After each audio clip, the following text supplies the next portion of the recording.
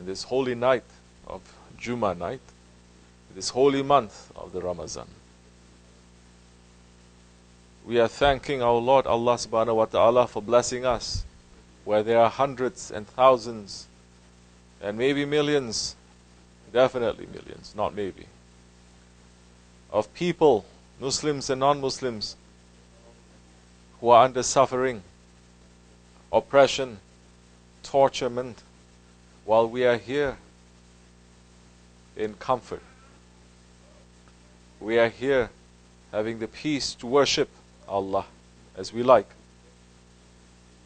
And we are asking Allah subhanahu wa ta'ala to forgive us for not thanking Him enough and not remembering Him. All the worship is to make us to remember Allah, to make us to make a zikr of Allah.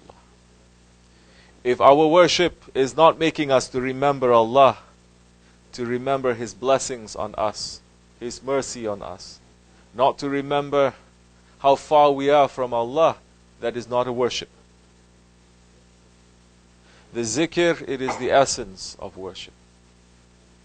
Praying 5 times a day, if we are not remembering Allah and giving thanks to Him consciously, actively, then that worship that we just did is also a routine, robotic action, no value.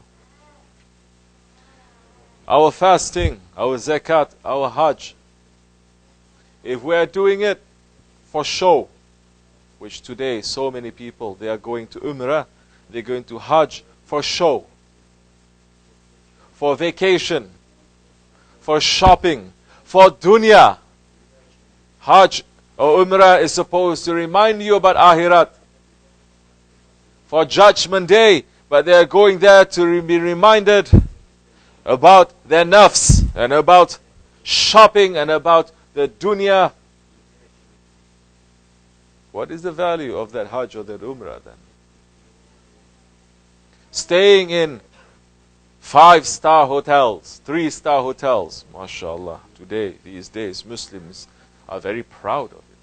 They're bragging to each other, I'm staying in 3-star hotel, you know. I'm going to Umrah. Very expensive package I'm going for. I'm staying in high-class places. Zem Tower. Subhanallah. Muslims are saying this. What kind of Muslims is this? Murids are saying this now. Say to me when Shaykh Effendi is encouraging people, liking it. Forget about Murids. Muslims going there to make a show, to spend thousands and thousands of dollars to go shopping, to say, I stay in high-class hotels. That is supposed to be our pilgrimage. What is the reason that you're wearing the Ihram? The white cloth that you're wearing, that everyone must wear when you're there for the Umrah, for the Hajj. That is not even allowed. What? Stitching, isn't it? In the clothes. In your Ihram, the white cloth that you are wearing, what is that supposed to symbolize? It is not a symbol. It is real. It is not symbol. It is real. That is your funeral shroud. What is the reason we're wearing a turban? That is our funeral shroud. Because we recognize this is not our home. Our original home is the hereafter. It is with Allah. We are going there to die. You are going to the Umrah and the Hajj to make a rehearsal of the Judgment Day of death. You are there to remind yourself of death, to be in practice, rehearsal of death, not for dunya, but people, murids, are going there for dunya. Allah, Allah. How is this going to be blessed? Which high station you're going to reach now? Not high station, you're going to reach, sink lower and lower and lower, and shaytaan is fooling you.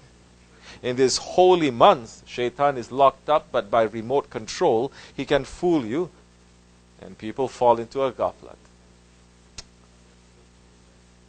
Free yourself from ghaflat. Free yourself from heedlessness. Free yourself from being fooled. Be with those who are not going to be fooled. Be with those who are always watching and being aware and being cautious and being suspicious of themselves. Be with those who are intelligent ones. Be with those who are always thinking and questioning and remembering Allah. Once you start thinking you are independent and you're not with those, a Jamaat that is going to remind you, once you think that you are making direct consultation with Prophet, with Grand Shaykh, with Shaykh Abdullah, with whoever it is, then that time is finished. It's finished. Why you have to follow a Shaykh then if you can make direct consultation with higher ones? And the actions is showing. When you're not making consultation, you're making consultation directly with higher ones, then you can make up anything you want to say. Usually it becomes like that. I've never met anyone who says, I've direct connection with Prophet or Shaykh Abdullah or Grand Shaykh directly. I'm talking about our Jamaat. I don't care about other Jamaats. They can have connection to Allah directly if they want. It's not our concern. Our concern is speaking what concerns us is our Jamaat.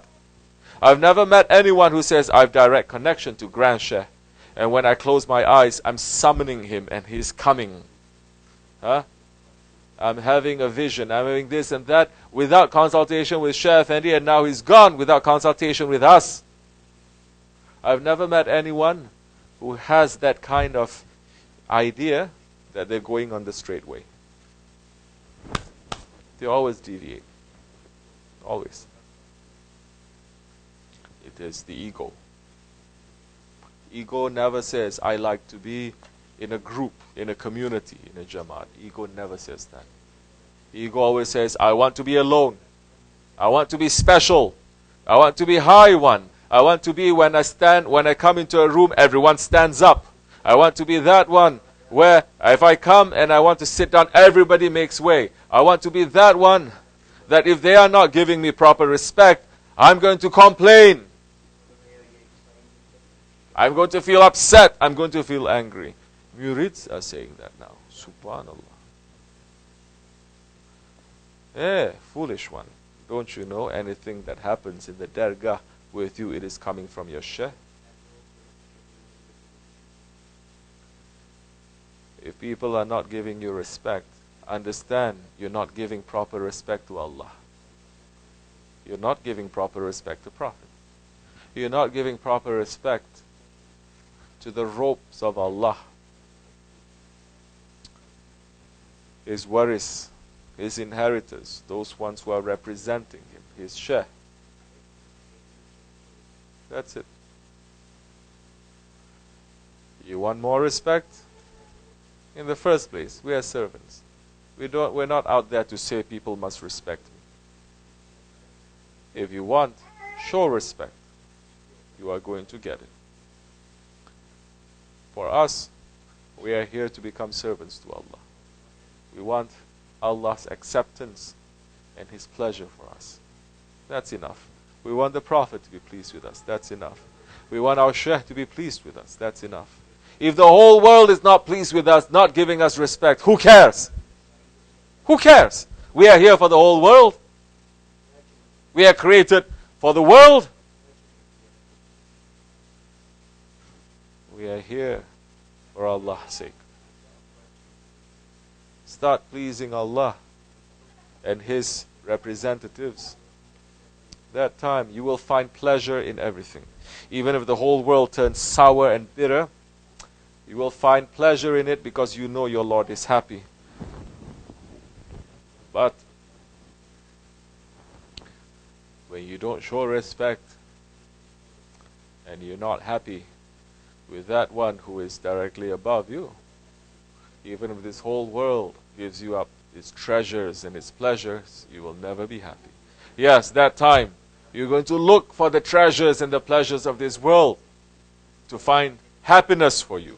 You're going to say, I need to go on a high-class Hajj. I need to go staying in a high-class hotel. in the Mecca Mukarramah, so that the Kaaba is right at my feet. Don't you know it is haram in that area there for buildings to be higher than the Kaaba? Don't you know who built the highest buildings? It's Firaun and it's Namrud challenging Allah. And now you are participating in that, staying in haram structures. That Prophet is saying, when you see, you know that the final hour is coming when you see the naked and the barefoot and the destitute Bedouin Arabs. They are racing to build tall buildings. Watch out. The final hour is coming. We should be careful, inshallah. We should remember Allah. Not just to remember Allah, saying Allah, Allah, Allah, Allah, that's the only time you remember. But outside of zikr, you don't remember. When you're working, you don't remember Allah. When you're thinking, you're not remembering Allah. Remembering Allah means you're going to take whatever lessons, whatever wisdom that Allah has shown through His Prophet, through the Shaykhs, and you're going to take it and apply it in your life. That is remembering Allah. Otherwise, we can teach a parrot to say Allah, Allah, Allah too. That parrot can do it better than so many of you, because so many of you are sleeping during the zikr. But it does not make that parrot to become a wali, a saint. So we should wake up, Insha'Allah Rahman. We should understand, don't let these months to be a curse to us. Don't let these days to be a curse to us. These are holy days. If you have nothing better to do, keep yourself to yourself. Don't go out there collecting more curses. وَمِنَ اللَّهُ تَوْفِيقٌ الْفَاتِحَةِ. Amen.